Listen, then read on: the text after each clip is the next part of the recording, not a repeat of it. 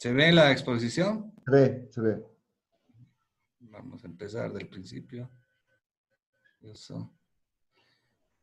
Ya. Entonces, Ahora sí. bueno, ya hicimos la introducción. Nada más me faltaba agradecer al European Journalism Center, a Joshua Port y a Melissa Render García por colaborarnos, a la cooperación suiza, y a la Fundación del Periodismo que hace posible este evento. Jorge, entonces le dejo con la palabra y tenemos 40 minutos por delante y luego otros 20 minutos para preguntas y respuestas. Perfecto. Mil gracias y mil disculpas por la interrupción, pero bueno, como te decía, estamos entrando en una nueva etapa de la vida de los médicos y nos estamos integrando a este mundo maravilloso que es la comunicación a través de las redes. Bueno, hablar del virus COVID ahora es obviamente nos preocupa a todos, pero este virus ya estaba entre nosotros desde 1950, se conocían 4 tipos de virus, ninguno era letal. Desde el 2002 han aparecido 3 nuevos virus y todos con una mortalidad y una letalidad muy elevada para los virus habituales a los que conocíamos. Desde la prehistoria hasta la actualidad, nuestro cerebro ansioso puede sufrir un cortocircuito cuando se siente miedo ante lo desconocido. Y es a eso lo que nos estamos enfrentando, a 3 nuevos virus, el MERS, que es un beta coronavirus, que causa el síndrome del estrés respiratorio del Medio Oriente. Este virus se presentó a través de la infección de un camélido, contagió a varias personas en la comunidad del Oriente Medio y produjo un síndrome, un distrés respiratorio muy severo, cuya letalidad es muy alta. Posteriormente apareció el SARS-CoV coronavirus 1, que también es un beta coronavirus, que causa un distrés también severo. Es decir, cuando hablamos de distrés respiratorio es un cuadro hiperagudo que compromete los pulmones y lleva a una falla secuencial de falla multiorgánica. Y aparece a finales del 2019 el coronavirus tipo 2, que es igual un beta con coronavirus y que se presentó, como todos saben, en China. Este nuevo virus tiene una alta contagiosidad, una alta letalidad y una gran capacidad de comprometer los pulmones de las personas, ¿no? Entonces, como vemos, es un virus emergente, es un virus nuevo que está impactando a nivel de todas las comunidades y de toda la civilización, sin distinguir raza ni credo. Vamos a hablar un poquito sobre la epidemiología. La viabilidad de este virus, ¿no? Son 3 horas en aerosol, sobre todo en ambientes no ventilados, se mantiene el virus. La transmisibilidad es de persona a persona, es decir, la forma de contagiarse es de una persona enferma, infectada por el virus, a una persona sana. Tiene que quedar bien claro que es de una persona enferma a una persona sana. Entonces, la contagiosidad, la transmisibilidad de este virus es mucho mayor cuando el paciente está enfermo, es decir, cuando tiene fiebre, cuando tiene tos, cuando tiene coriza, cuando tiene catarro. También se ha visto que puede infectarse a través de fomites. ¿Qué quiere decir? A través de papel, pañuelos, en madera, en ropa. Cuando una persona toca el lugar contaminado y se lleva a los ojos, o se toca la nariz, o se toca la boca, es muy probable que se pueda contagiar. Pero quiero que sepan que no es la vía de contagio más habitual. La vía de contagio es de persona a persona. Y este virus no llega más allá del metro y medio, 2 metros. Entonces, un virus que cae al piso generalmente. En el piso se mantiene un tiempo variable. Todavía no tenemos con certeza absoluta cuánto tiempo se mantiene en el piso. Es importante saber que este virus a temperatura de 21 grados y una humedad de 60% se mantiene más viable en este tipo de ambientes. Es decir, que a nosotros nos va a favorecer mucho las bajas temperaturas en cierta instancia y la poca humedad relativa que existe en el clima de Puna del altiplano. Es muy cuestionable si se mantiene en el polvo, en el dust, que se puede levantar en algunas circunstancias, y en el agua. Se ha visto y se ha detectado el virus en aguas hervidas en París, por ejemplo, se ha detectado en el Sena, cuya viabilidad es bastante prolongada. Sin embargo, no sabemos con absoluta certeza si es que ese virus va a contagiar a otras personas. Los niños eliminan el virus por vía fecal durante mucho tiempo, pero no está establecida si la infección fecal oral todavía es una fuente de contagio importante. Como les había dicho, durante la primera semana es donde hay máxima transmisión de este virus, ¿no? Entonces es importante, conociendo esto, que tengamos precaución en lugares como los supermercados, lugares como los buses, lugares donde hay hartas personas y se puede transmitir a través de fomites. La desinfección es un aspecto importante que vamos a tomar posteriormente. Dentro de la epidemiología es importante estudiar y conocer lo que es la tasa de letalidad y la tasa de mortalidad. La tasa de letalidad es el número de muertos por cada 100 enfermos, no por cada 100 infectados. ¿Listo? Porque no todos los infectados, no todos los que tienen el virus en la garganta se enferman. Esta tasa de letalidad varía entre el 0,25% al 7%, es de 100 enfermos.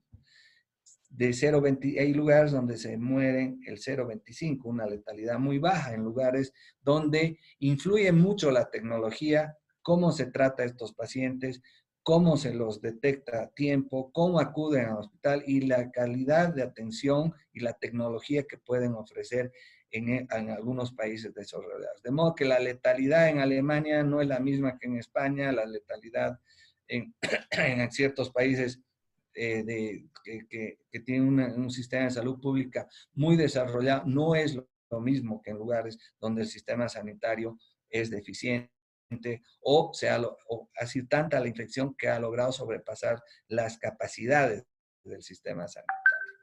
La letalidad puede ser muy alta en algunos lugares y también varía de acuerdo a los grupos de riesgos. A la edad, la letalidad es mayor en el grupo de ancianos, en los mayores de 35 años. La letalidad es mayor en los hombres y la letalidad es mayor en los obesos, diabéticos, hipertensos, cardiópatas, pacientes que tienen problemas respiratorios, pacientes que tienen problemas de alcoholismo, de adicción, pacientes que tienen raza negra, se ha visto en Nueva York, que tienen una mortalidad mucho más importante.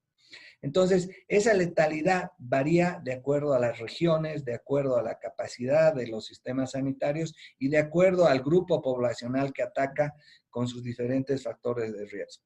En Bolivia estamos dentro de los 5 a 7%, más o menos con una media de 4,5% de pacientes que se están muriendo.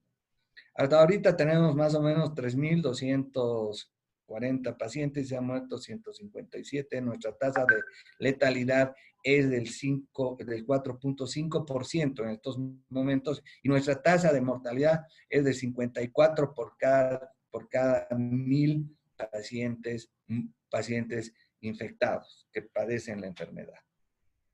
Es importante ver esto y tener conciencia de que mientras menos nos preparemos en este tiempo, probablemente nuestra tasa de letalidad va a ser más alto si es que no preparamos las condiciones necesarias para atender a ese 14% de pacientes infectados, enfermos que van a tener una enfermedad más o menos entre moderada y severa.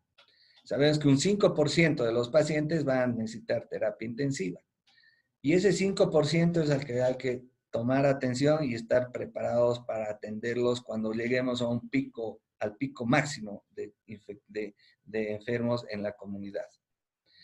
Entonces, el origen de los virus, ¿no? Hemos visto a través del tiempo que la mayoría de las pandemias han sido transmitidas por virus que han sido portadores en primera instancia los animales. La peste bubónica, las ratas introdujeron una gran pandemia en el mundo que casi diezma a la humanidad. Fue una rata la que contagió. El SARS-CoV-1 fue una civeta, un animal, un marsupial, que también transmite al hombre a través, aparentemente, a través de los murciélagos y el dromedario. Este SARS-CoV-2 se transmite de la naturaleza a través de un pangolín. El pangolín es mordido por un murciélago y este murciélago es una especie que tiene muchos tipos de coronavirus y parece ser que es a través de estos vectores que ha pasado al hombre.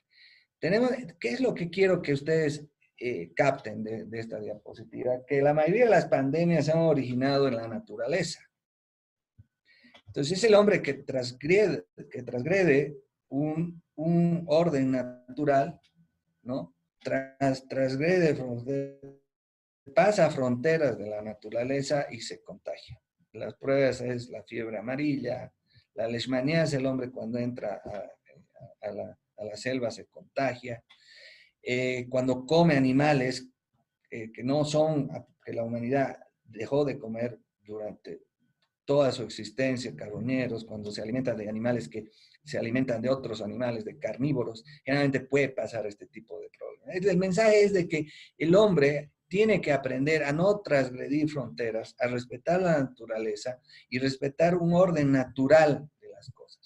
Porque no va a ser la primera vez, no ha sido la primera vez y no va a ser la última vez que tengamos una zoonosis que a partir de transgredir fronteras naturales el hombre se empiece a contaminar. Y cada vez puede ser que tengamos virus más agresivos.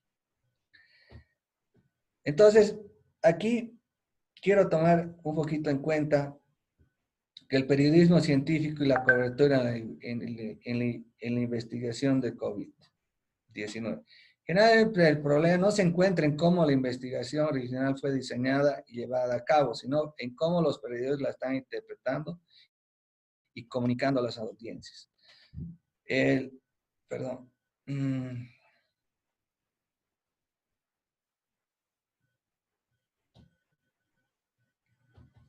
Esto he querido tomar para prepararos un poquito en lo que va a venir después de la charla, ¿no? Quiero que tomemos, todos en estos momentos somos comunicadores, todos tenemos un poquito de periodistas en estos momentos, entonces es importante que durante esta charla vean ustedes la forma de cómo nosotros los médicos estamos interactuando con el periodismo, ¿no?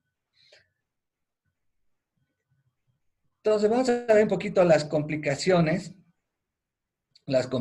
que presenta el COVID. Las complicaciones más frecuentes es a nivel pulmonar, la neumonía es la complicación más frecuente y puede presentarse de forma leve, moderada o severa. Esta neumonía nos va a llevar a una falla respiratoria hiperaguda y una respuesta catastrófica a nivel pulmonar. ¿Qué significa? La presentación de esta enfermedad tiene diferentes etapas. Tiene una etapa gripal, una etapa pulmonar y una fase de distrés respiratorio. La mayor parte de las personas nos vamos a quedar en la fase gripal, es decir, un síndrome gripal caracterizado por fiebre, decaimiento, dolor muscular, dolor de garganta, tos seca, un poquito de molestias respiratorias. En un 80% nos vamos a quedar bien. Muchos, en un 14%, van a entrar a la fase pulmonar de la infección. En la fase gripal y la fase pulmonar se le llama enfermedad por COVID-19. En esta fase pulmonar ya se va a presentar signos de neumonía, es decir, que el paciente va a empezar a tener una etapa de mayor compromiso general, baja su saturación, el problema pulmonar se va acentuando, hay un deterioro y puede entrar en la fase del SARS, del síndrome agudo de respuesta, el síndrome de respuesta aguda pulmonar. Es un distrés respiratorio, es una falla respiratoria hiperaguda. Esa se llama SARS-CoV-19.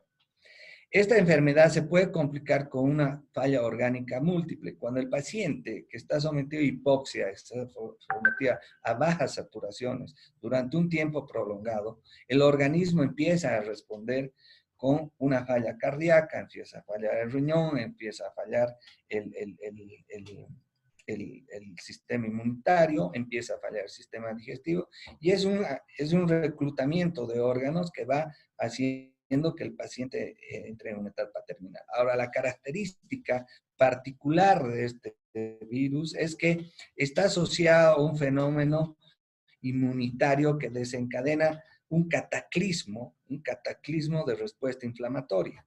Es decir, el organismo empieza a hacer una autoinjuria de la inflamación y empieza de por sí como si fuera un campo minado a explotar por todo lado y producir una lesión pulmonar, una injuria pulmonar, que en muchos casos activa el sistema de la coagulación y produce microtrombos. Es por eso que los italianos identificaron dos tipos de pacientes. Los pacientes que se llenaban de líquido los pulmones, ¿no? Y respondían muy bien a las medidas de ventilación mecánica.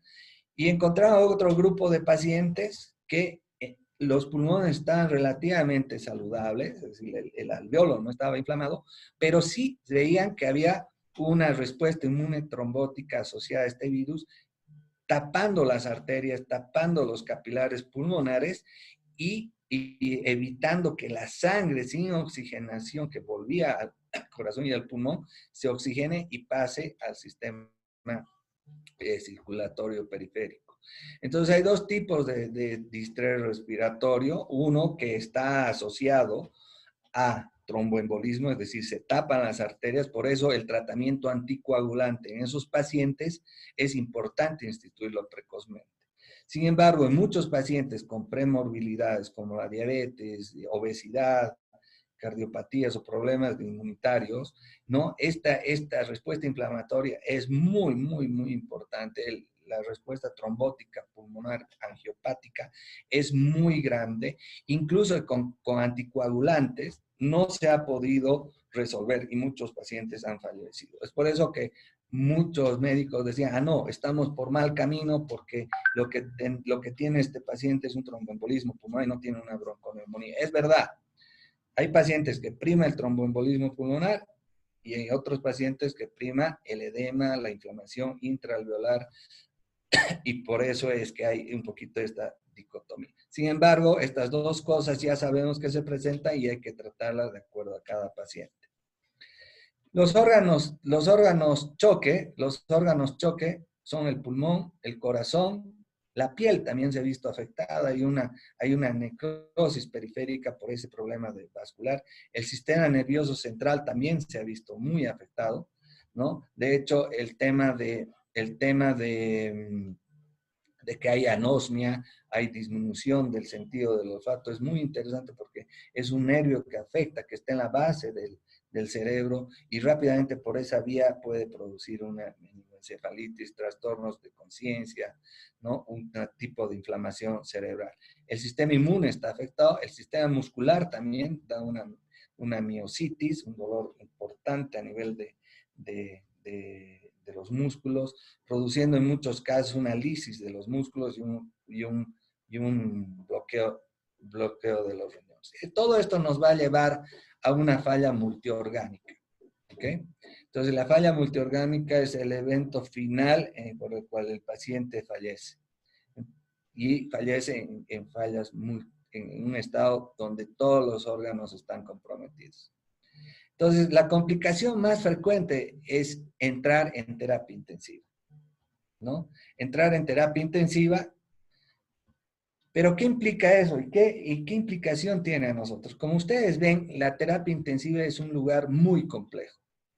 Es un lugar muy complejo, necesita muchos equipos, necesita una cama especial, necesita un ventilador, necesita un equipo que infla el colchón para evitar escaras, un equipo de hemodiálisis o de exsanguinotransfusión, equipos para administrar medicamentos de forma simultánea con microdosis, equipos de monitorización, equipos de desfibrilación, equipos de limpieza estricto y además tiene que estar aislado. Entonces, un 5% de los pacientes van a necesitar este tipo de atención en estos lugares que son muy sofisticados. Como ustedes saben, este virus a muchas naciones y nosotros que hemos perdido mucho tiempo durante muchísimos años en prepararnos para atender las necesidades básicas del intensivismo en Bolivia, obviamente nos ha encontrado fuera de una situación que nos permitiría enfrentar una epidemia incluso, no una pandemia, sino una epidemia. No estábamos preparados. Entonces nos ha agarrado a nuestros hospitales con pocos recursos, porque son pacientes muy complejos que hay que manejar y modular con apoyo vital avanzado diferentes órganos de choque que tiene este virus. Lo que aspiramos nosotros es a una unidad de cuidados intensivos simple. Esta unidad es la que tenemos que tener, si Dios quiere, en los próximos 2 semanas. Entonces, que consta simplemente de un ventilador, 2 bombas, una fuente de oxígeno, una cama que permite manejar al paciente, un monitor que tiene oximetría de pulso y los diferentes equipos para monitorizar signos vitales. Entonces, nosotros no vamos a aspirar a tener una terapia intensiva como en el primer mundo. Nuestro objetivo y lo que tenemos que ayudar todos es facilitar para que en todos lados se implemente este tipo de unidad sencillas que yo las llamo unidad básica de asistencia respiratoria. ¿Qué complicaciones en realidad, aparte de las que hemos visto, está presentando el COVID? Obviamente vemos y tenemos muchos reportes que un gran grupo de personas está pasando por el miedo, por la ansiedad, la depresión, el aislamiento, la frustración, el odio que lleva a la fobia y el enojo. Entonces, los daños colaterales que estamos viendo, además de los daños biológicos que les he mencionado, son el abuso infantil, el abuso a la mujer, el maltrato infantil. Y estamos viendo una elevación en el consumo de alcohol, sobre todo, que es algo importante. Mucha gente se está cobijando en el alcohol y muchos pacientes adictos están aumentando su adicción. Yo creo que es un grupo que hay que apoyar. Entonces, no solamente el COVID está afectando al ser humano en la parte biológica, sino está produciendo daños colaterales. He tomado y quiero compartir ustedes esta experiencia y hablar sobre el miedo. El miedo es algo que se ha generado en esta pandemia. Los humanos se nos da por calibrar mal los peligros en tiempos de incertidumbre. El miedo es el instinto básico por el cual el hombre ha podido sobrevivir. El miedo es bueno en cierta medida. Se origina a nivel de las amígdalas cerebrales, ¿no? Produce una respuesta a nivel del sistema nervioso central, ¿no? Me perdí un poquito en esto.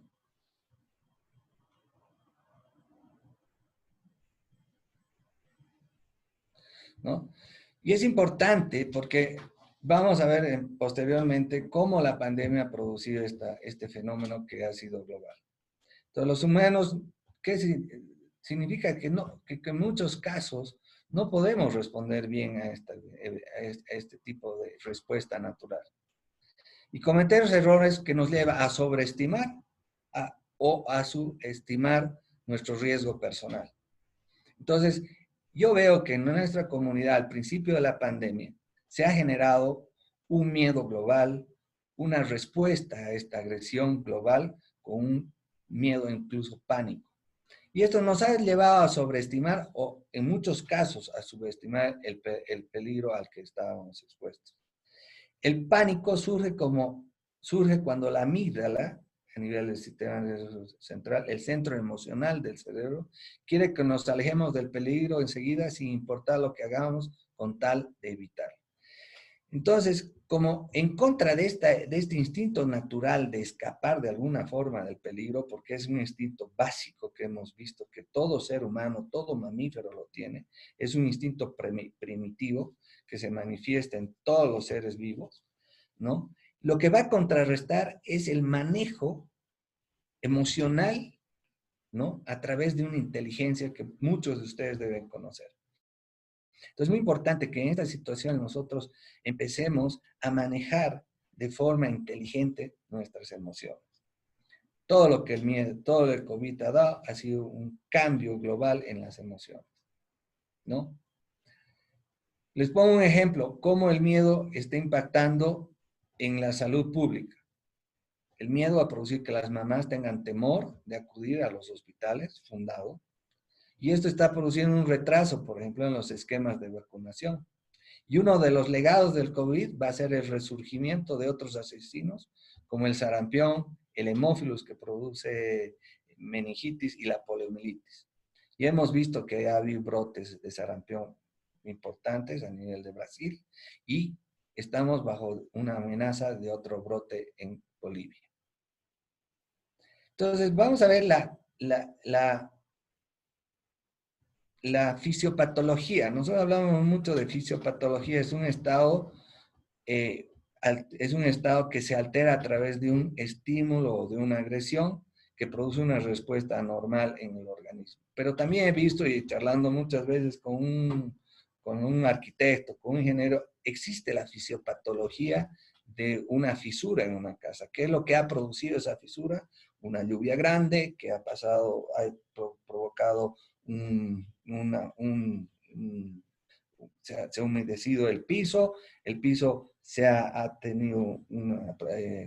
hundido y ha producido una rajadura. Entonces, también si podemos, abriendo la mente, extrapolar esta experiencia fisiopatológica de las casas, fisiopatológica en salud, podemos abrir un poquito la mente y estudiar la fisiopatología. ¿Cómo se ha producido este tema de la respuesta del ser humano de forma global? Hemos tenido en primera instancia un episodio que genera una amenaza, en este caso ha sido una amenaza global. Además, que a través del tiempo ha habido ya alertando líderes a la humanidad como Bill Gates, que ya predecía, Fauci también, el director de la FDA, de una agencia científica muy importante en Estados Unidos, ya predecía, ¿no?, que en algún momento iba a haber una pandemia generada por un virus que iba a emerger. Es decir, que ya el mundo estaba alertado de que iba a producirse esta pandemia. Entonces, la alerta fue verdad. Y la verdad ha hecho que el mundo, a través de la pandemia, ¿no?, tenga una reacción global. Imagínense, millones de amígdalas han reaccionado a esta amenaza, y una de las reacciones naturales, porque es una verdad científica, además mediada por mediadores bioquímicos como la noradrenalina, la adrenalina, que son hormonas que se liberan en situaciones de estrés, de peligro. Se libera el cortisol, se disminuye la secreción de insulina, se aumenta la secreción de hormona tiroidea. Millones de amígdalas en el mundo, al igual que el virus ha infectado, ha activado las amígdalas del planeta. Y esto ha producido, obviamente, miedo. Y la humanidad ha respondido con miedo, porque es lo natural. El miedo ha llevado en muchas situaciones a interpretar esta pandemia de diferentes formas. Hemos visto líderes totalmente desconcertados, porque además del miedo ha existido el poco conocimiento de este virus. Al ser nuevo no sabíamos cómo se comportaba, la comunidad científica no ha dado las respuestas que el liderazgo esperaba, y entonces vemos que muchos líderes de nosotros han actuado perdiendo cierta objetividad, ¿no?, y dando mensajes, ¿no?, basados en poco conocimiento científico y una respuesta que no esperaba de muchos líderes globales, ¿no? Yo creo que el miedo ha generado muchas situaciones que podrían haber sido mejores. Por el contrario, hemos visto que el ser humano en muchas situaciones minimiza su respuesta. Es decir, hay un grupo de seres humanos que no tienen una respuesta, que tienen menos respuesta a las amenazas que tienen, y minimizan y no toman en cuenta esa alerta y se van al otro extremo. Si vemos filogenéticamente los seres vivientes que han respondido bien al medio, a esta primera alerta, son los que tienen capacidad de sobrevivir. Los que no han respondido a adecuadamente y han minimizado el peligro. Están destinados probablemente a extinguirse. Y eso se ve en la naturaleza. Los animales de presa tienen un instinto y tienen una capacidad de identificar el peligro y huir como respuesta. Esas especies que han tenido una buena respuesta a la amenaza y han manejado bien sus emociones de forma inteligente, son las especies que hoy en día han sobrevivido. Entonces, ¿cómo esta emoción básica ha influido tanto en esta pandemia? Está influyendo tanto. Entonces, vemos aquí la fisiopatología del miedo, ¿no? Y el pánico. Vemos cómo a partir del miedo se producen episodios de ansiedad, se produce ira, rabia, frustración. En muchos casos hemos visto nosotros se produce una agresividad extrema. Vemos cómo algunas comunidades han querido quemar, han querido apedrear, han querido incluso sellar a un enfermo con COVID. Todo eso ha sido generado por el miedo, ¿no? Y esto a su vez produce culpa, produce vergüenza y produce un círculo vicioso en el que muchas comunidades, incluso de forma colectiva, manejan mal su miedo y su frustración, agrediendo, discriminando, lastimando a las personas, no actuando como seres humanos racionales, administrando bien sus emociones de forma colectiva, escuchando, estando alertas, optimizando todo lo que la humanidad nos ha dado para enfrentar este tipo de problemas. ¿Qué hemos visto? ¿Ya? Que la información es muy importante, porque aprendemos a través del conocimiento, nos va a dar aprendizaje, nos va a guiar a la verdad y nos va a llevar a un estado de seguridad. Entonces, la información es muy importante en estos casos. Entonces, vemos que a través de una buena información, ¿no? A través de adquirir conocimientos, a través de que con el tiempo estamos viendo cómo se va comportando el virus a través del tiempo, cómo vamos mejorando nuestra respuesta global hacia el virus, ¿no? Vamos perdiendo miedo, vamos conociendo y vamos adquiriendo una información y vamos a ver que la respuesta a ese miedo va a ser de forma inteligente, de forma racional, implementando normas de bioseguridad de forma comunitaria y va a llegar un momento en que ya el miedo, la respuesta a ese miedo, ¿no? nos abra mejor la visión y tengamos una buena vida. La malinformación, en cambio, nos va a llevar a situaciones de tener mucha gente desinformada. Entonces, hay que tener mucho cuidado y yo me siento parte de una comunidad científica que a través de los medios quiere dar buena información. De modo que tengamos la menor cantidad posible, de desinformados. La mala información nos va a llevar a tener un grupo de desinformados. Y sabemos que este virus va a actuar con mucho más letalidad a nivel de los desinformados. Entonces es muy importante analizar esto. Y aquí entramos en un tema que nosotros los médicos nos está apasionando mucho, el tema del periodismo o la información científica, ¿no? Con el COVID, el periodismo científico está viviendo una edad de oro. Apreciamos muchísimo en la comunidad cuando un periodista o un comunicador profesional da información con aval científico.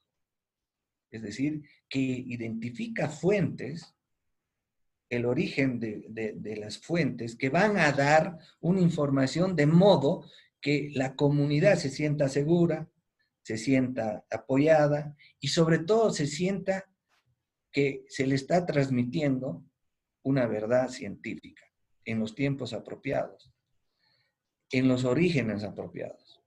Entonces, cada vez la gente va a apreciar más al periodista científico, bien informado, calificado.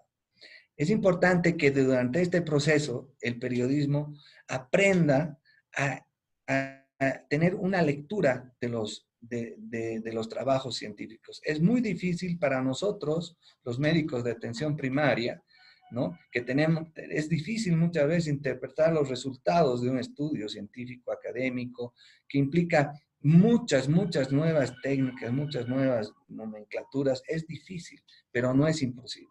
Entonces, lo que yo a ustedes les recomiendo es que cada vez en este momento se apeguen a un periodismo científico y poco a poco la generación de jóvenes y los líderes empiecen a investigar y interiorizarse en los términos científicos, en epidemiología, en términos médicos, en términos de aprender el lenguaje científico, que es difícil incluso para los médicos y la gente que trabaja en salud. Pero, sin embargo, es importantísimo. Se requiere que los periodistas tengan un conocimiento básico en los métodos de interpretación y también tengan conocimiento de los niveles de evidencia científica que son aplicables a los pacientes. ¿Ya? Es importante también tener en cuenta que algunos investigadores ansiosos de salud por atraer la atención, ¿no? Utilizan titulares que no reflejan los resultados del estudio, ¿no? Esto es importante porque muchos investigadores manejan el lenguaje de forma de que impacte a una industria farmacéutica, por ejemplo, en el resumen o en los resultados de su trabajo, para atraer un rédito ya sea social, económico o una profesión científica. Entonces hay que tienen que aprender a tener una buena lectura sutil de los informes científicos, ¿ya? Es importante también que promover la publicación de noticias compatibles con los resultados científicos y situadas dentro del contexto apropiado. Se han creado varios blogs cuyo objetivo es comprobar los datos y evaluar la cobertura científica. ¿Qué queremos decir con esto? Es que hay lugares ya donde los médicos acudimos, ¿no? Y tenemos fuentes y notas de prensa bastante confiables, porque hablan un lenguaje apropiado, interpretan un lenguaje y lo traducen a la población en un lenguaje de verdad científica, pero simple. Y esos comunicadores sociales que desarrollan a través del conocimiento, de interiorizarse en temas científicos, esa habilidad de simplificar el conocimiento científico para que tenga un impacto a nivel de la población positivo, no generando miedo, no generando falsas expectativas, son hoy en día los comunicadores que tienen un éxito importantísimo en la comunidad científica y son aliados imprescindibles para luchar en estos momentos contra el COVID. Entonces, es muy importante que cuando se comuniquen los resultados científicos, hay que ponerles en un contexto científico. Entonces, aquí les quiero explicar de forma simple, ¿no?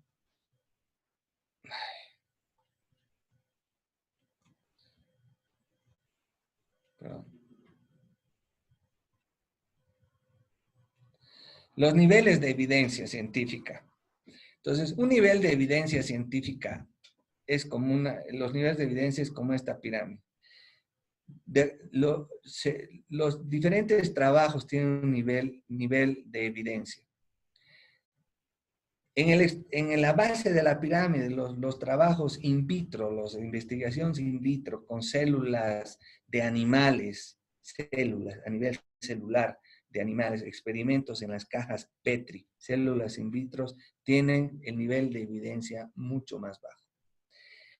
Cuando se hace experimentos en animales, ya cuando los resultados in vitro, ¿no? In vitro han sido satisfactorios y te dan una luz, y vos vas puliendo ese estudio a nivel de celular, microscópico, en una caja Petri, en un tubo, ¿no? Se pasa a otro nivel de evidencia. Es el nivel de evidencia que se hace a nivel de experimentación de animales. Ya se prueba el medicamento en animales, se ve la reacción, cómo influye en sus crías, qué problemas tienen la lactancia, si producen malformaciones, si o no producen malformaciones a una dosis dada, qué consecuencias tiene sobre la lactancia, qué consecuencias puede tener sobre el ser humano a nivel hepático, en el animal a nivel hepático, a nivel renal, qué impacto tiene. Entonces, el nivel es un poquito superior al nivel de evidencia in vitro. A través del conocimiento de diferentes aspectos de estas investigaciones están las ideas, las opiniones de expertos, la experiencia con un medicamento que se tiene, es un nivel de...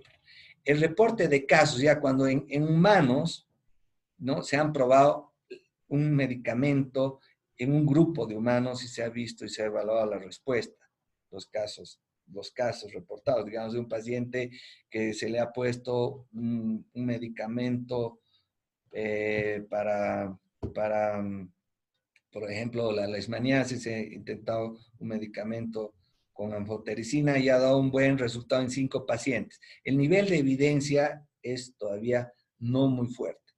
Cuando se ha puesto a más de 100 pacientes en serie de casos, es más fuerte.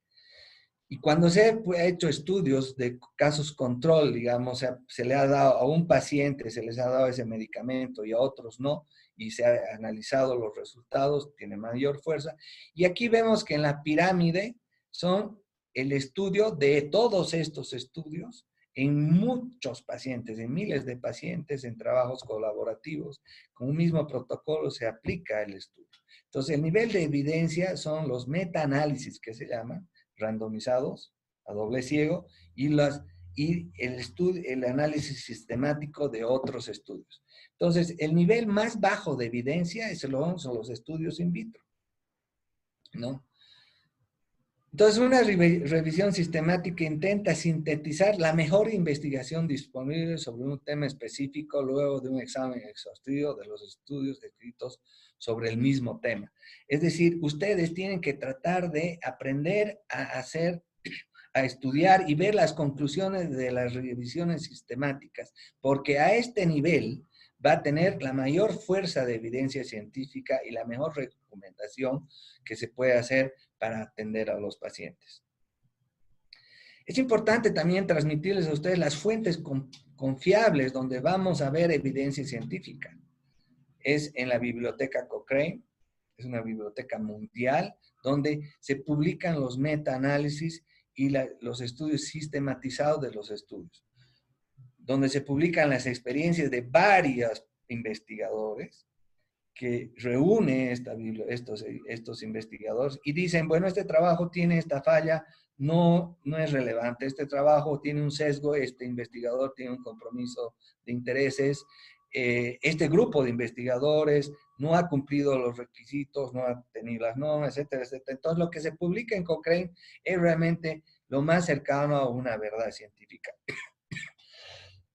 Es también importante utilizar los medios, las revistas científicas que tienen una trayectoria de más de 100 años, que se cuidan muchísimo de publicar estudios o trabajos realmente serios que tienen todos los requisitos estadísticos y todo. Y obviamente la Organización Mundial de la Salud, a pesar de que se ha peleado con un líder que es bastante cuestionado a nivel de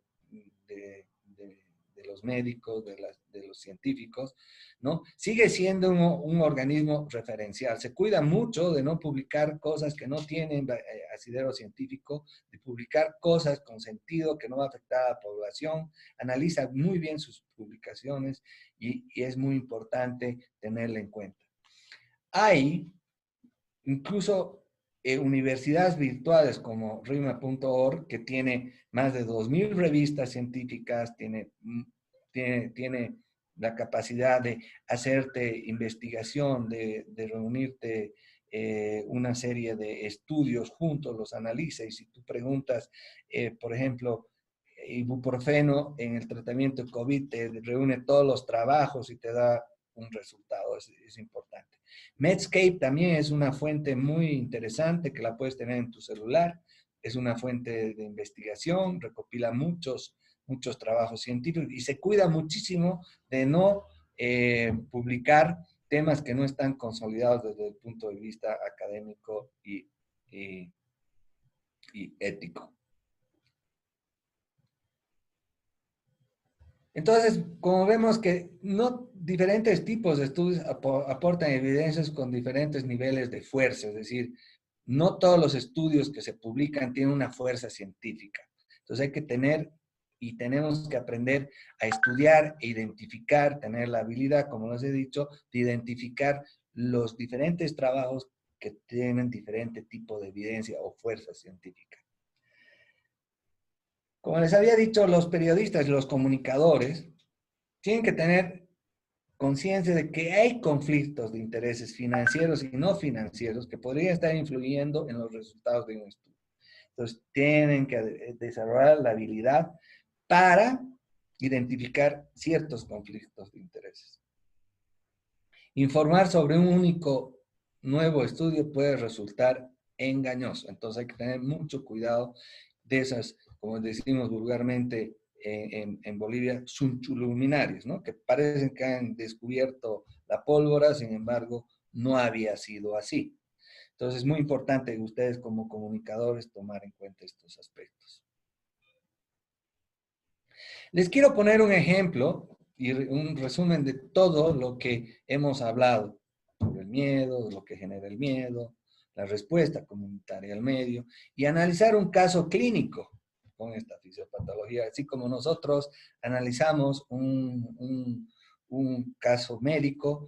Yo creo que quiero compartir con ustedes, que tienen mucha experiencia, analizar un caso clínico de información científica en nuestra comunidad en nuestros tiempos. Eso a mí me ha motivado, yo no soy periodista, pero creo que podemos intercambiar bastante este tipo de conocimiento y ver que podemos llegar a tener, interactuar con ustedes y yo adquirir mucho conocimiento. Les voy a poner el ejemplo de una noticia que se genera en Australia, ¿no? Un grupo de investigación bastante serio, ¿no? Y que publica en una revista que no es de las mejores del mundo, no es de las que está muy prestigiada, muy circulada, pero es una revista que está indexada y está reconocida por la OMS, por la comunidad científica, como una revista que publica papers con bastante criterio científico y metodología pulcra, ¿no? Entonces, es una revista mediana. Y dice, el medicamento aprobado por la FDA, ivermectina, inhibe la replicación del SARS-CoV-2 in vitro. ¿Ya? Y este es el enunciado. Y estas son las conclusiones. Y dice, después de presentar su trabajo, al final, los investigadores concluyen en que, porque este estudio se hizo en células y se extrapoló la experiencia con el dengue, ¿no? Utilizando ivermectina en una caja Petri, en un estudio in vitro, se cultivó células humanas modificadas tipo Vero, se las cultivó, se las infectó con virus, después de 48 horas se puso una cantidad 10 veces mayor que la dosis que se usa en humanos, 10 veces mayor, se puso 5 micromoles, en humanos se usa 200 nanomoles, porque más allá de 200 nanomoles en el humano no está estudiado, ¿no? Puede ser muy tóxica la ivermectina, entonces el límite tiene una dosis de administración en humanos. Entonces se puso 5 micromoles, 1000 veces más que lo que se usa habitualmente con humanos, y se vio que las células no eliminaban vibriones después de 48 horas y se vio que las células infectadas por COVID se neutralizaban junto con ivermectina la replicación viral. Ese fue el estudio. Y entonces, ese estudio tuvo un muy buen enunciado y dentro de sus conclusiones, los autores se cuidaron muy bien y dijeron, aunque el dengue virus es claramente muy diferente al SARS-CoV-2, este diseño de prueba debería informar el trabajo futuro en el futuro. Es una traducción.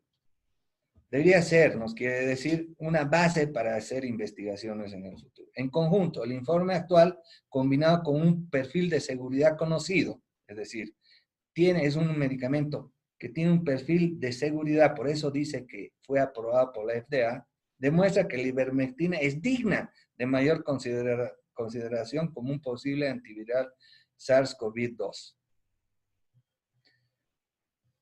Esta investigación tiene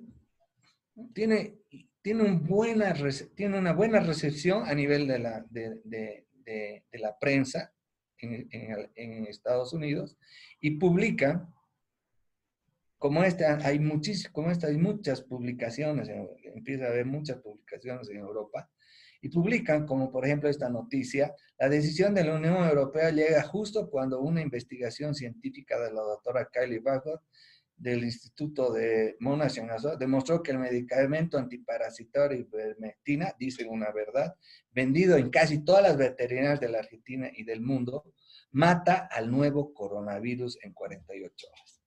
Pero quiero que recuerden el reporte original. Y además genera una serie de noticias aquí en urgente.bo, en Bolivia visto ayer, antes de ayer. La Unión Europea aprobó el uso de la ivermectina para tratamiento de COVID. O sea, miren cómo de un paper científico va, no sé si tergiversando, ustedes lo van a analizar la noticia, pero se va diciendo verdades que tienen un impacto. Y aquí hay otra publicación. Posible fármaco coronavirus identificado ivermectina detiene el SARS. La doctora Kylie Bagot de Monash Biomedicine, quien dirigió el estudio, dijo que los científicos mostraron que el medicamento ivermectina producía todo.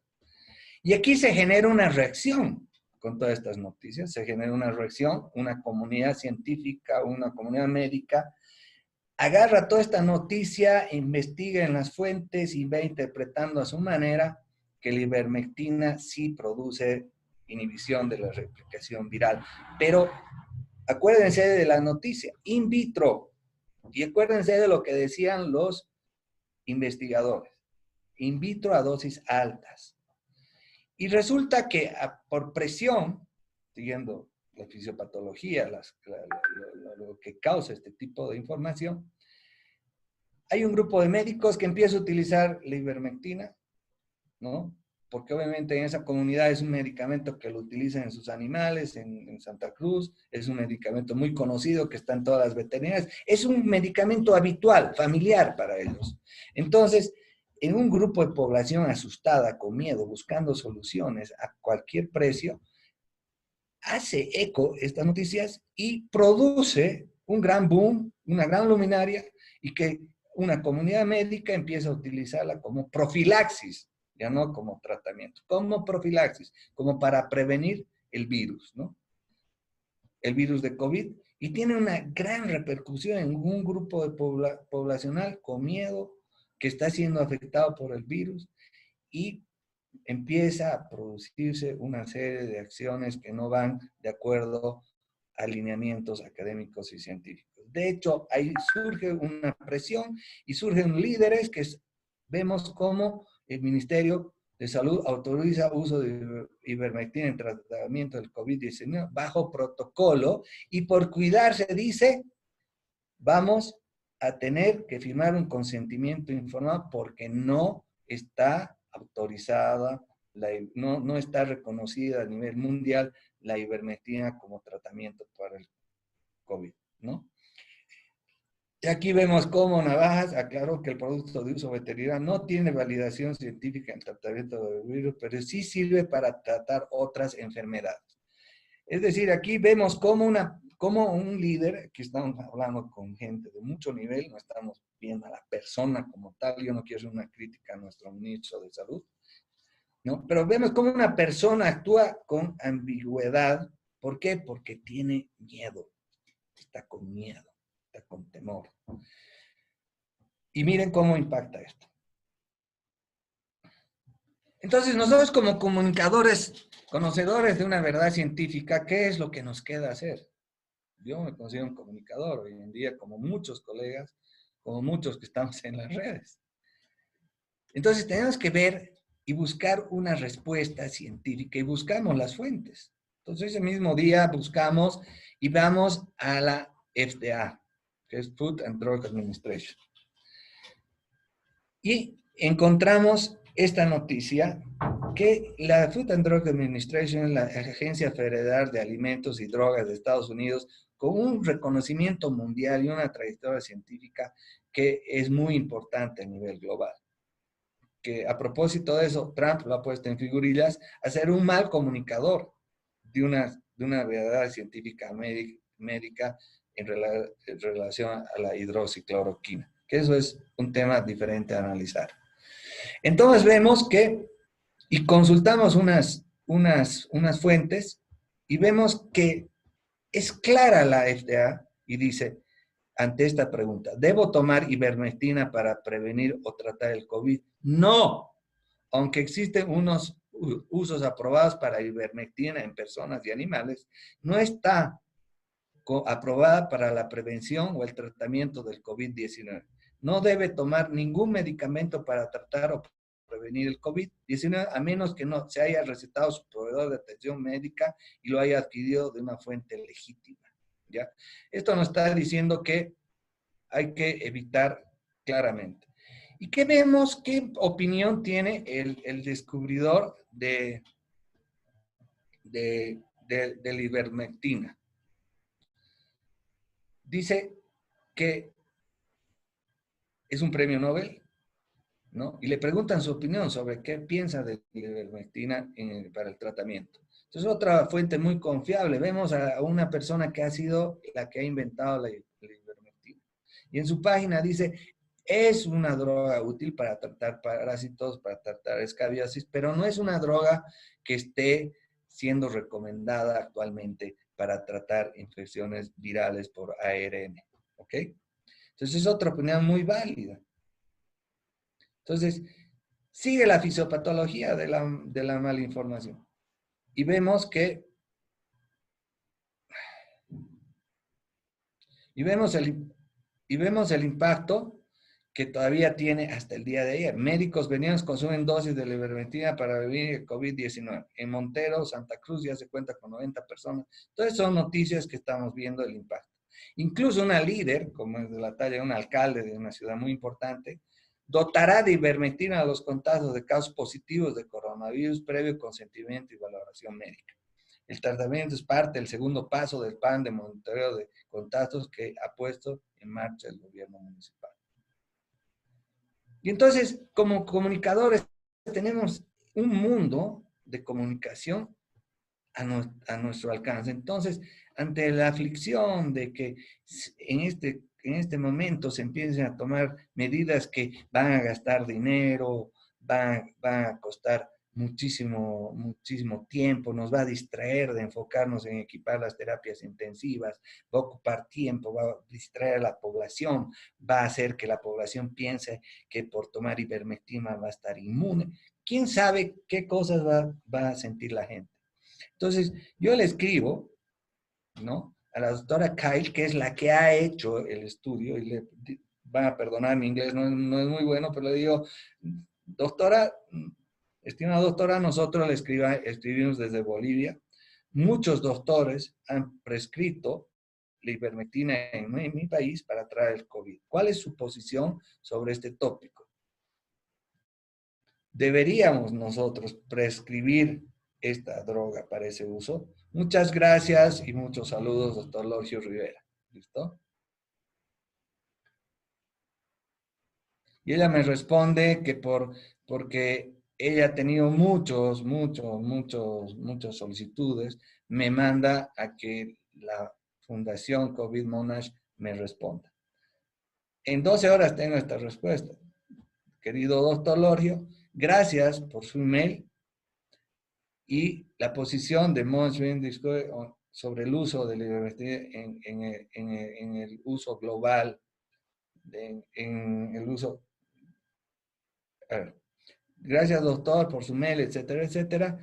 La posición de Monash Biomedicine Discourse on the use of ivermectin en la lucha global contra el COVID-19. Entonces me responden, ivermectina cannot be used in humans. No puede ser usado en humanos. Es decir, se puede llegar a la fuente y se puede tener a la fuente donde se originó la noticia, a los que han hecho este trabajo, se puede llegar, ¿no? Y te responden concluyentemente que no se puede usar este medicamento hasta tener mayores estudios. No nos dicen que no es una droga, no nos dicen que no es un gran descubrimiento, pero nos están diciendo que hasta, por el momento no se tiene que usar este medicamento. Entonces, yo les he puesto un ejemplo de cómo en este contexto de una complicación global que es el miedo, podemos nosotros producir o motivar, además del mismo daño que está produciendo el COVID-19 en el organismo, podemos producir daños colaterales. Nosotros tenemos y somos un gran instrumento para cambiar esta situación. Existen blogs muy importantes, ¿no? Como el de esta doctora que lo menciona la Organización Mundial de la Salud, Julia Belus, que por cierto tiene este blog. No he podido entrar, pero por esto le puedes obtener información. Una persona que se ha dedicado con conocimiento científico a generar, a traducir las noticias de la comunidad científica a todo, al público en general.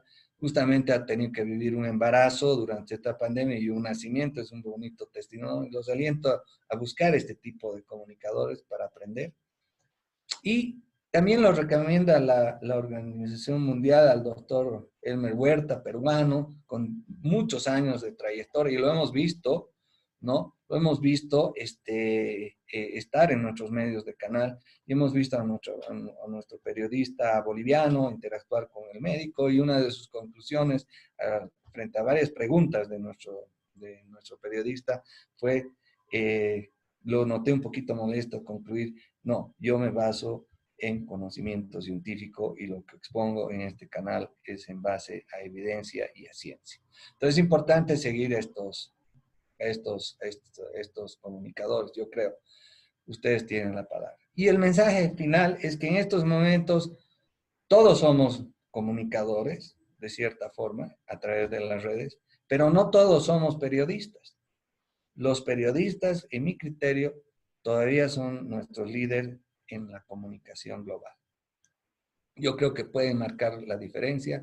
Y para concluir los hechos, para transmitir los hechos que son la verdad hoy en día, es que el COVID es un nuevo virus, lo estamos conociendo, nos está dando mucha información. Gracias a Dios ha encontrado este virus a la humanidad con mucha tecnología, con mucha comunicación. No existe un tratamiento específico al momento, no existen vacunas. El pronóstico es muy bueno en la mayoría de los pacientes y tiene una alta letalidad en grupos de riesgo. Las medidas que hasta ahora han sido eficientes es distanciamiento social con enfermos, con pacientes que durante la primera semana están contagiando. Por eso hay que tomar muy en cuenta esta información con enfermos. Y los pacientes que se sienten con síntomas o presintomáticos, o que sienten que no salgan de su casa, o si tienen mucha necesidad de salir, salgan con las medidas de protección personal, que es una gorra, lentes, porque también entra por la conjuntiva, lentes y barbijo, ¿no? Y tratar de evitar estar en ambientes cerrados y públicos. ¿Sí? Mejor que nuestra nueva normalidad tenemos que hacer reuniones al aire libre, ver cómo diseñamos una nueva normalidad para nosotros. La desinfección de manos es vital. Los guantes están muy cuestionados porque acumulan y dan una sensación, una falsa sensación de higiene. Lavado de manos, la desinfección de manos es muy importante, y la higiene. Es muy importante que nuestras comunidades empiecen a tomar en cuenta una mejor higiene un mejor manejo de los alimentos, de la manipulación alimentaria, etcétera, etcétera. Muchísimas gracias y ha sido un gusto participar con ustedes. Muchas gracias, Lorgio. Excelente la exposición, nos ha aclarado muchísimas cosas, entre ellas la necesidad que tenemos los periodistas de acudir siempre a buenas fuentes de información y, si es posible, a las fuentes primarias. Tenemos varias preguntas. Les invito también a la gente que nos está viendo y escuchando que formulen su pregunta a través de la pestaña Preguntas y Respuestas. Aquí tengo una primera pregunta que nos hace Jorge Saavedra y dice: ¿cuál es el costo promedio para la implementación de una unidad de terapia intensiva sencilla? Bueno, eso es de acuerdo a la provisión que tenemos. Yo creo que una terapia intensiva tiene que constar de la que tenemos que utilizar en Bolivia, un ventilador que el precio varía. He visto que el ventilador se han vendido en Santiago de Chile entre $2.500 a $3.000. ¿No? Las bombas de infusión, unas 2 bombas que cuestan unos $2.000, ahí tenemos unos $5.000, $7.000, una aspiradora buena que cuesta unos $1.000, un oxímetro otros $1.000. Yo creo que un buen precio para una terapia intensiva, siempre y cuando nos vendan los ventiladores de forma barata, son unos entre 10.000 a unos 12.000, $15.000, ¿no? Yo creo que eso es comprarlo sin que nos apliquen el 35% de impuestos a la importación, el IVA, la factura, que las importadoras hagan una importación directa. Yo creo que se la puede sacar entre $15.000. Pero lo caro de la terapia intensiva es el funcionamiento. Es decir, por cada paciente se necesitan 21.600 litros de oxígeno. Se necesita medicamentos, se necesita un intensivista por cada 10 pacientes mínimo y 3 turnos de enfermeras, ¿no? Entonces, no solamente hay que ver el tema de los equipos, sino quién va a utilizar los equipos. Y sabemos que en Bolivia hay muy pocas personas preparadas. Por ejemplo, intensivistas pediatras somos 21 para 1 millón de habitantes. Intensivistas pediatras, ¿no? Con certificado y con cursos oficiales. Entonces, además del costo que pueda costar una unidad, hay que pensar los recursos humanos que tenemos que utilizar, y eso también genera mucho gasto, ¿no? Gracias, Jorge. Tenemos otra pregunta de un espectador que no tenemos su nombre. Dice: ¿en qué medida puede ser contagioso la reapertura de transporte público para todos, y en especial para los niños, debido a la flexibilidad de la cuarentena? ¿Es recomendable la propuesta que circula en redes de la separación con plástico dentro de los minibuses? Bueno, eso hay que ver el impacto que va a tener el volver a las calles, ¿no? Yo digo que cuarentena dura 40 días, ¿no ve? Más de 40 días ya no es cuarentena. Entonces, hablaremos de la etapa de contención, la que hemos hecho muy bien los bolivianos, la hemos hecho excelente, de modo que nuestra letalidad es muy baja y el número de contagios también está muchísimo más bajo en relación a otros países. Ahora, el volver a las calles va a ser un reto para todos nosotros, va a ser un reto para el sector de la salud pública analizar junto con los transportistas en equipo, no en confrontación, ¿no? ¿Cuál va a ser la medida en que los trufis, ¿no?, empiecen a operar nuevamente de modo que no sea un foco de contagio? Entonces, me parece muy buena iniciativa, primero, cuidar al conductor, evitar ese contacto social. Hay que ver cómo se puede manejar los billetes, el dinero, cómo se puede cuidar a ese conductor y cómo podemos evitar que en el trufi se contagie mucha gente. Primero, que no salgan cuando están enfermos, y segundo, que salgan con las medidas de protección personal. Lentes, gorrito, lentes, barbijo, y las manos pueden usar un guante, digamos, en ese momento, no tocarse la cara y lavarse las manos muy frecuentemente. Antes de salir de la casa, lavarse bien, cuando se llega al trabajo, lavarse bien, 2 veces en el trabajo, y así se va a evitar exponer al resto de la gente.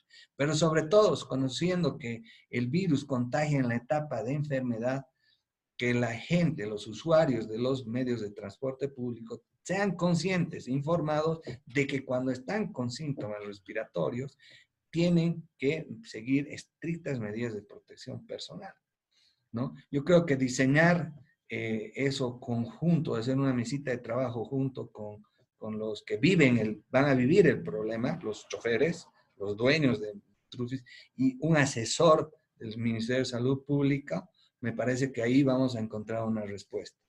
Y veremos cómo responde el virus y responde la comunidad cuando pasemos de la fase de contención a la otra fase de diseñar una normalidad nueva, ¿no? Entonces yo creo que hay que tener las medidas de protección personal en el bus y la iniciativa de los choferes me parece muy buena, ¿no?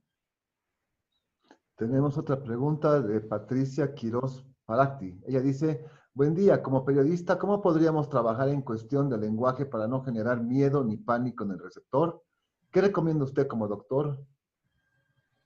Bueno, creo que les he transmitido que el miedo global ha sido un factor muy importante, bueno en unos casos y malo en otros. Yo creo que el lenguaje que tenemos que tener todos es de la honestidad, de manejar la verdad y de escribir con el corazón, ¿no? Con el pensamiento. O sea, ambas cosas tienen que ir sinergizadas. Yo creo que ustedes como comunicadores tienen que tener ese espíritu en este momento de escribir con el corazón, con la conciencia, con la honestidad, con un lenguaje claro que tenga un impacto en este problema que todos estamos viviendo.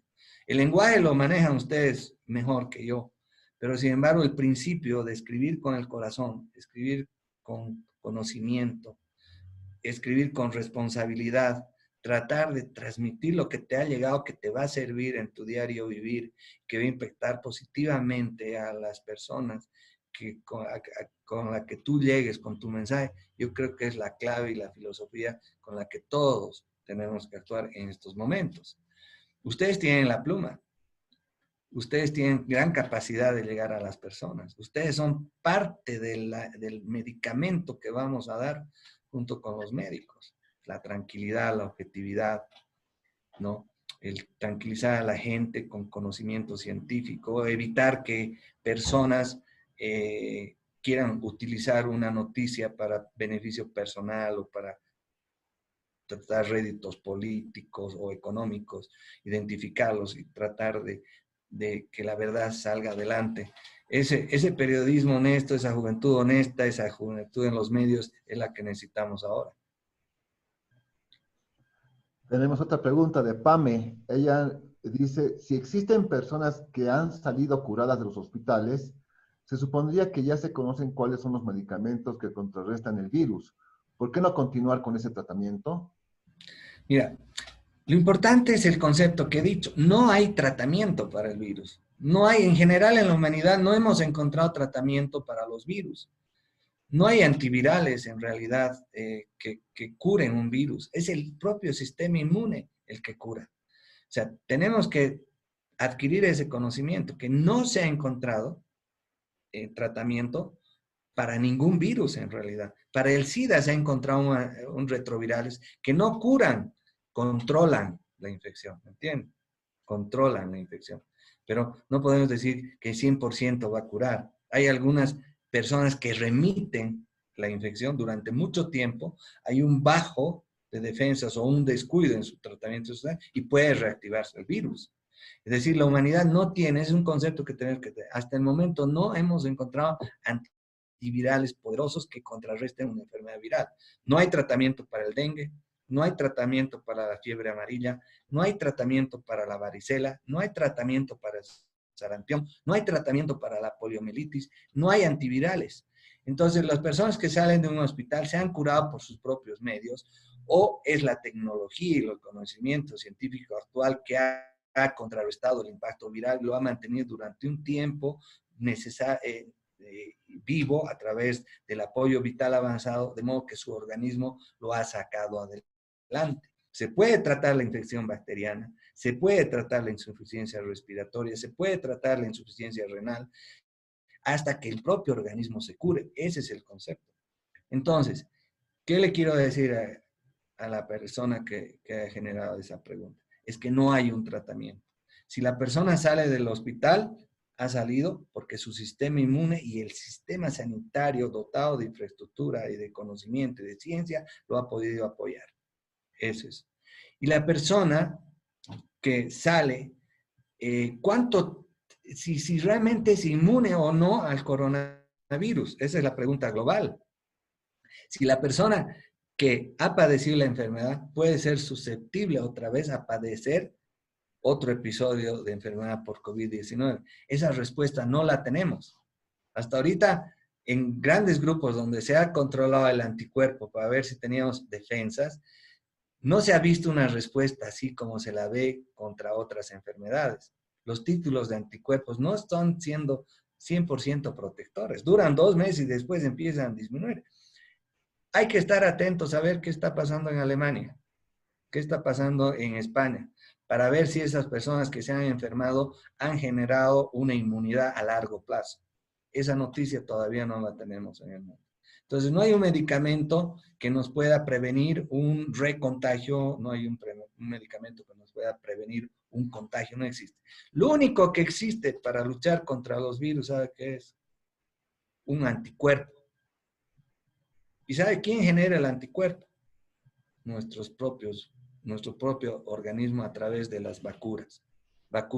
No hay un antibiótico ideal hoy en día, no hay un antiviral ideal, hay un anticuerpo que es generado por nosotros a través de la vacuna. Por eso es lo maravilloso de las vacunas.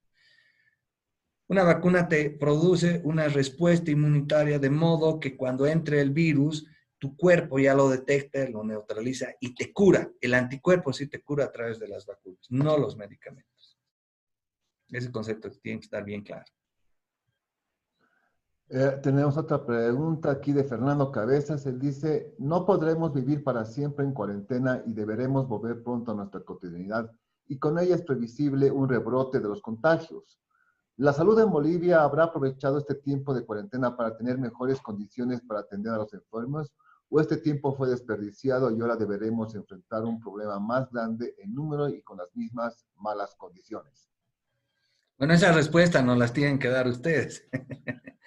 Tienen que ir a ver lo que los políticos o nuestros líderes están diciendo y constatar con conocimientos si lo que están diciendo es verdad. Mire, Bolivia ha dado un ejemplo, como lo ha estado haciendo a todo el mundo, ha dado un ejemplo como pueblo, como país, ¿no? Ha dado un ejemplo de mantenerse a pesar de las condiciones económicas, una cuarentena ejemplar, porque nuestros contagiados no son muchos. El pueblo ha respondido de forma magnífica en mi punto de vista. Obviamente no puedes pedirle a un rico, ¿no?, que haga la misma cuarentena que un pobre, hay muchos necesitados, pero dentro de su necesidad, la gente se ha organizado en el campo, la gente ha tratado de hacer lo mejor posible, con ciertos errores por falta de conocimiento, como la implementación de las cámaras de desinfección, el aislamiento muy agresivo de los contactos, la interpretación de muchos resultados, etcétera, pero ha hecho una muy buena respuesta. Ahora, ¿cuán preparados estamos? ¿Cuán bien han organizado nuestros líderes en salud? ¿Cuán buenos operadores han sido nuestros líderes? Eso lo vamos a ver. ¿Cómo ha articulado el gobierno central con la gobernación, con los alcaldes? ¿Qué respuestas han tenido? Eso tienen que ver ustedes. Y eso tienen que hacer un análisis y mostrarnos la realidad.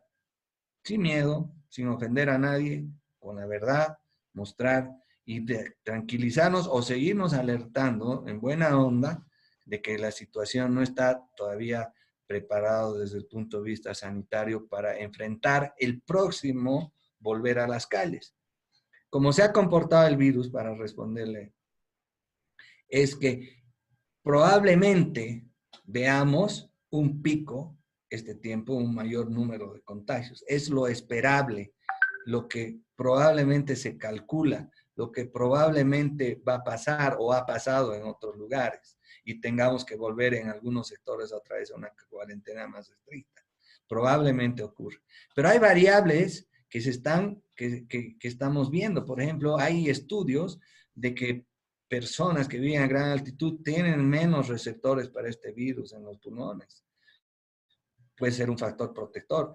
Puede ser un factor protector la altura, la hipoxia hipobaríca, la humedad baja que tenemos en La Paz, la radiación ultravioleta. Son variables que pueden estar influyendo en el virus, ¿no? Nuestra comunidad que tiene un sistema inmunitario impresionante porque desde niños están en contacto con bacterias, con virus, con todo eso, el sistema inmunitario de la gran mayoría de la población es poderoso porque ha estado estimulado, es un sistema inmunitario estimulado. Es otro grupo de población, hay que ver, ojalá nos proteja del impacto de volver a las calles este tipo de condiciones particulares que tenemos en la región andina, sobre todo.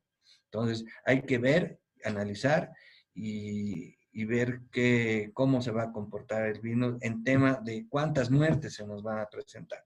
Ahora, a mí particularmente como intensivista, no me preocupa cuántos infectados hay, no me interesa. Me interesa cuántos están llegando a las terapias intensivas y a cuántos los vamos a poder salvar. Cuánto de recurso hemos conseguido obtener y cuántos de esos recursos hemos podido implementar.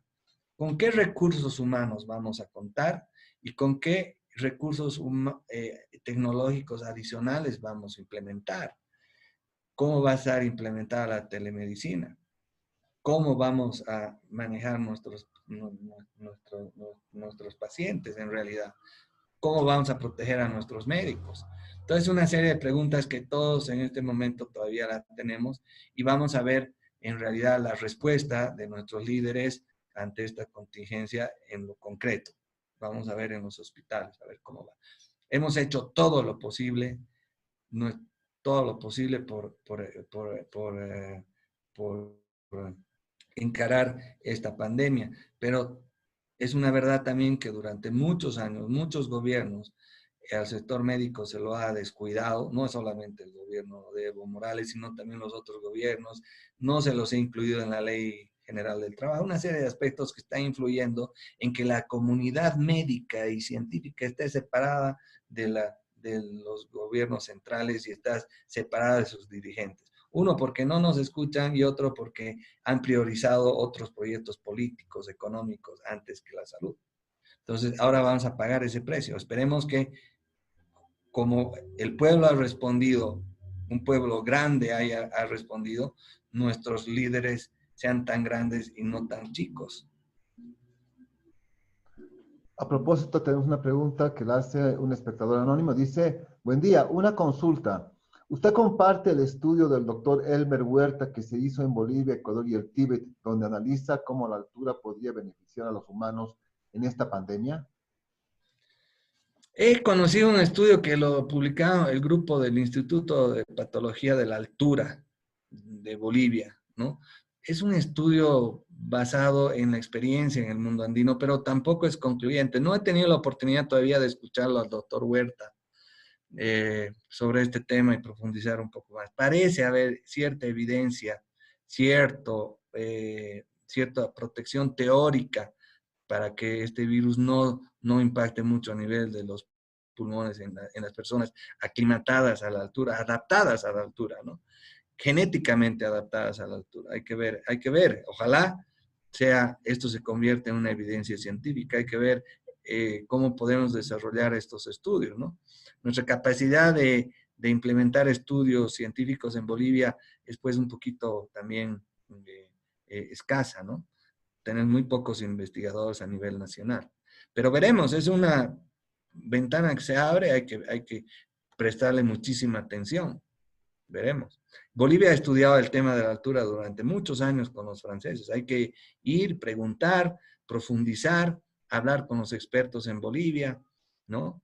Y dar las noticias necesarias que tengan un impacto real en nuestra gente, ¿no? Pero yo los aliento a que vayan a investigar. El Instituto de Patología de Biología de la Altura es un instituto que ha trabajado durante más de 50 años en personas que viven en la altura, en patología de la altura. Tenemos mucho que enseñar y mucho que aprender. Janet Figueredo nos pregunta, buen día doctor, excelente exposición. Mi pregunta, ¿en Bolivia existen fuentes científicas para avalar datos acerca del COVID-19? Bueno, como te digo, la comunidad científica boliviana es pues no está desarrollada. La verdad, aquí generamos muy pocos trabajos randomizados a doble ciego. La inversión en ciencia a nivel médico es muy, muy, muy escasa, ¿no? No tenemos grants, no tenemos soporte. Generalmente nuestros líderes en medicina tenemos que hacer mucho la parte asistencial, la parte docente. Entonces, no generamos mucha ciencia en Bolivia, yo te soy absolutamente honesto. María René Arias nos pregunta, buenos días. Eh, Personalmente he leído que no debe usarse la ivermectina para curar el COVID-19 en humanos y al mismo tiempo he visto cómo personas han salido adelante con la ivermectina después de tener síntomas de COVID-19, tanto en personas jóvenes como en mayores. ¿Se podría pensar en hacer un estudio oficial en nuestro país? ¿Es posible Claro, conflictos de intereses económicos de las grandes farmacéuticas ante un producto de alto acceso para todos, es decir, barato y efectivo? claro, se tienen que hacer estudios. El estudio de la doctora Kyle en Australia nos ha demostrado que tiene un efecto inhibidor sobre el crecimiento en células in vitro, entonces tiene que pasar a un estudio en animales y una vez que se tenga la dosis, se tienen que hacer estudios en personas humanas, una vez en que se tenga una dosis inhibitoria a nivel vivo. Pero es que no sabemos con qué dosis se va a tratar a los humanos, si a esas dosis altas va a tener efectos colaterales, la ivermectina actúa a nivel del sistema nervioso central, no sabemos cómo va a actuar en mamíferos pequeñitos, cómo va a actuar en embarazadas, si damos ivermectina a pacientes embarazadas, ¿qué efectos teratogénicos tiene sobre el embrión? O sea, ¿me entiendes? Es una responsabilidad muy grande. ¿Qué pasa si resulta que de aquí a un tiempo la ivermectina afecta a los embriones humanos? ¿Quién va a asumir esa responsabilidad? Porque de seguro va a haber personas que van a tomar ivermectina cuando están embarazadas y no lo saben siquiera que están embarazadas. Y cuando nos pregunten, doctor, estoy embarazada de 12 semanas y no sabía que estaba y he tomado ivermectina. Y cuando nos pregunten, ¿qué les vamos a decir si no tenemos trabajos? La, la comunidad científica tiene que estar preparada para, para responder esas preguntas. Entonces, cuando se introduce un medicamento, no es así, por así, no es a través de un, como te digo, me tinca que va a ir bien. No, tiene que ser a través de estudios validados. Entonces, yo, mis pacientes, que tenía unos cuantos con COVID, los he tratado con paracetamol y han ido bien, ¿no? Entonces, yo creo que hay que basarnos en conocimiento. Estamos abiertos a que ese doctor que ha surgido se le dé dinero, se le dé recursos, se le ayude a hacer un protocolo, lo haga correctamente, ¿no? Y que publique sus conocimientos y que después, basado en un protocolo serio, sea el que ha encontrado una solución de tratamiento para el COVID, pero después de que haga un tratamiento. Ese médico tenemos que apoyarlo, tenemos que darle los recursos, tenemos que darle la gente, el laboratorio donde investigue, todo el apoyo científico para que investigue eso. Y después sí haga la recomendación. Entonces nuestro objetivo no es frenarlo, sino alentarlo, pero que lo haga de forma científica, académica, siguiendo los pasos que tienen que seguir. De ninguna forma nosotros queremos desalentar la investigación acá. Lo que queremos hacer es que investiguen, darle recursos al doctor Vaca que se le ha ocurrido esto, implementar acá, pero que lo haga bien. No queremos anularlo, queremos apoyarlo, queremos que un equipo desarrolle su idea y que lo haga con conocimiento científico, con el apoyo institucional y estatal. Y qué lindo sería que a través de ese trabajo con 300 pacientes a doble ciego surja de Bolivia una solución. Qué mejor, toditos estaríamos felices, pero que lo hagan bien. Ese es el sentido. Edith Erquicia de Fides Cochabamba nos hace una pregunta que me parece a mí básica pero muy importante. Dice ella, respecto al uso de guantes y barbijo, ¿se pueden reutilizar? ¿Cuántas veces? Bueno, se ha visto que el uso de guantes nos protege al médico y al paciente, es decir, a ambos nos protegemos. Se ha visto que en los guantes, si tú vas a un supermercado, ves los guantes de la cajera, están a las 10 de la mañana negros. Negros. No ha utilizado ni una vez el gel para desinfectarse el guante. ¿Por qué? Porque ella está segura, pero puede estar contagiando a muchas personas. Yo creo que los guantes se puede reutilizar, se los puede lavar todo el tiempo, pero si no se los lava igual que se lava las manos, ese guante no va a ser un factor de contagio más bien. Y se ha visto que el guante tiene poros mucho más fáciles de que penetre el virus y que se perpetúe más tiempo en el guante, viva más tiempo, el virus sea más contagioso. Entonces, la posición de la Sociedad Boliviana de Infectología es clara, que el guante en la comunidad no debe ser utilizado de forma rutinaria. Y no debe ser reesterilizado en norma general, ¿no? Entonces, nada va a suplir a la desinfección y lavado de manos. Nada, ni siquiera los guantes en la comunidad. En los medios hospitalarios es diferente, ahí todos tenemos que usar guantes y reutilizarlos cada vez que se toque un paciente.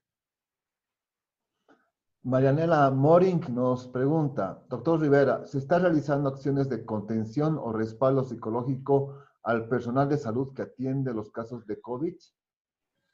No llegamos a ese nivel de apoyo, digamos, de recursos que a nosotros nos atienden. Con que nos den equipos de protección personal eh, eh, de buena calidad, nos den barbijos, nosotros estamos contentos. Ese va a ser nuestro mayor apoyo psicológico, sentirnos tranquilos y seguros cuando atendamos a nuestros pacientes con COVID-19, nuestros pacientes graves.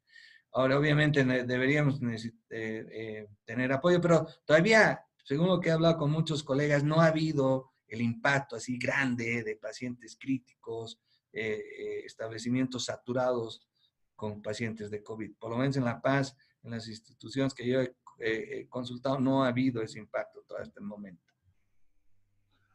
Angélica Michel nos pregunta, buenos días. Antes de la pandemia ya necesitábamos reformular muchos aspectos de la salud y la seguridad social. ¿Qué tan necesaria es la capacitación en atención del COVID-19 y quiénes deberían ser capacitados en salud? Bueno, todo el personal que trabaja en salud debería estar capacitado. Tenemos que tener una capacitación. Nadie nos va a capacitar. Es decir, yo no creo que el ministerio tenga la capacidad de formar capacitadores en este momento. Lo que sí, todos los que trabajamos en salud tenemos la responsabilidad de autocapacitarnos. No hay excusa.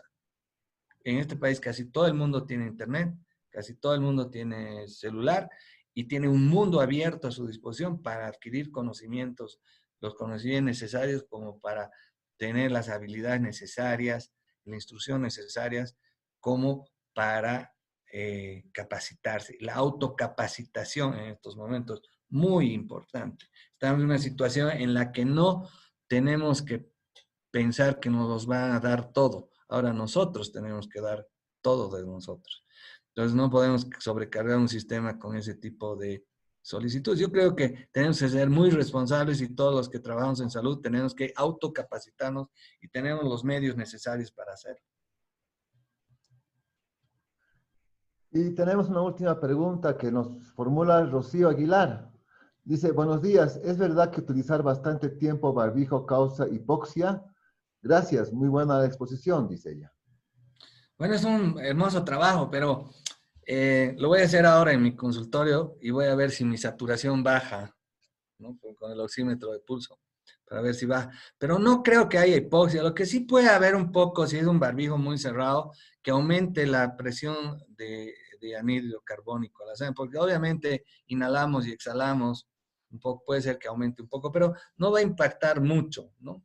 Lo que sí he visto a través de la página, lesiones que produce el barbijo, muchas personas hemos visto con lesiones faciales por el tiempo, por la presión con la que utilizan cuando están atendiendo a pacientes críticos. Por lo general, el barbijo no va a producir ninguna morbilidad, ninguna patología.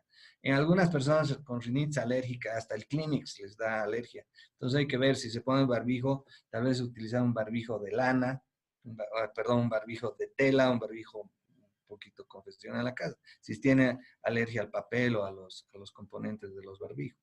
Pero en realidad no creo que produzca hipoxemia, no, no creo. Pero es una bonita pregunta, la vamos a investigar. Bueno, muchas gracias, doctor Rivera. Ha sido realmente muy interesante la charla. Creo que nos deja bastante por delante para reencaminar y redireccionar nuestro trabajo periodístico para informar de mejor manera a la población. Quiero agradecerle y invitarlo próximamente a que tengamos nuevamente estas charlas. Yo creo que enriquecen mucho. Y a todos los que nos han seguido, agradecerles también por su atención, por seguir estas charlas que organiza la Fundación para el Periodismo. Y agradecer también a las instituciones que nos apoyan y que hacen posible este tipo de encuentros, al European Journalism Center, a la Unión Europea y a la Cooperación Suiza. Será hasta la próxima, doctor. Mil gracias, un placer y que Dios los bendiga y que, bueno, fuerza Bolivia, fuerza ustedes y vamos a salir adelante con absoluta seguridad.